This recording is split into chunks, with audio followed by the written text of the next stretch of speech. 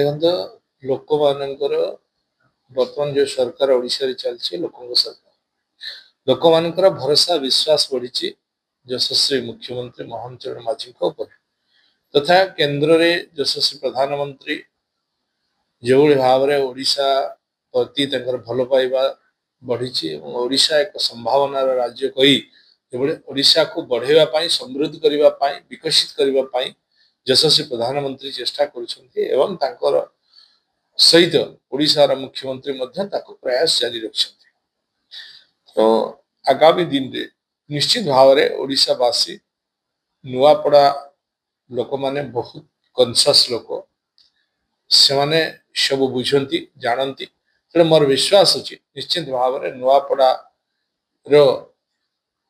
लोक एथर भारतीय जनता पार्टी को चयन करेंगे और भारतीय नेतृत्व को विश्वास करी एथर भोट दल तापर निष्पत्ति नब क्या टिकेट किए पाइबे किए कैंडिडेट हेबे ये सब दल निष्पत्ति देखो दल जहाँ को दायित्व देव से निष्ठार सहित निश्चित भाव में काम कर आम दल सब पूज्य पूजन कर जो मैंने पूज्य पूजा कर परंपरा आम दीर्घ दिन दल रही आसी यशस्वी मुख्यमंत्री जो घोषणा कर ये निश्चित भाव में कार्यकारी हेबो एवं साहित्य संस्कृति विभाग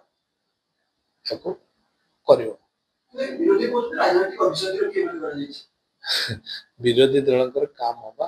काम है विरोध कर विरोध रे कह जिते भल कथा कले भी भल कले भी तार से नेगेटिव बाहर कर कथा से कहे आम कम आम कर मु तो जदि कहबी बिजू बाबू आम समस्त गर्व गौरव सी बरपुत्र ओडिशा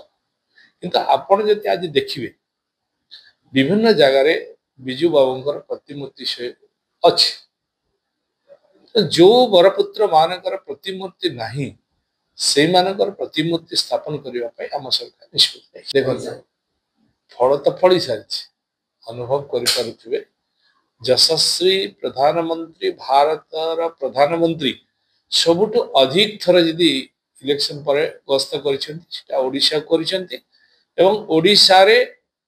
सप्तम थर थिला एटा अष्टम थर होगा गस्त एवं जेबे आसी ओडिशा रे किछि न किछि विकास कथा समृद्धि कथा कही एवं मध्य जो आसुचंती सारा भारत वर्ष रे युवपीढ़ी को आह्वान दे युवक मानकर केमती आग को समृद्धि घटिव युवक माने केमती स्वावलंबी हेबे यशस्वी प्रधानमंत्री ये वार्ता सारा भारत वर्ष को देवाक जाउछंती युवपीढ़ी मान तेणु ये आमर सौभाग्य ये आमर बड़ सौभाग्य जे यशस्वी प्रधानमंत्री ओडिशा आसी ये आह्वान को देवाक चाहछंती ये समस्त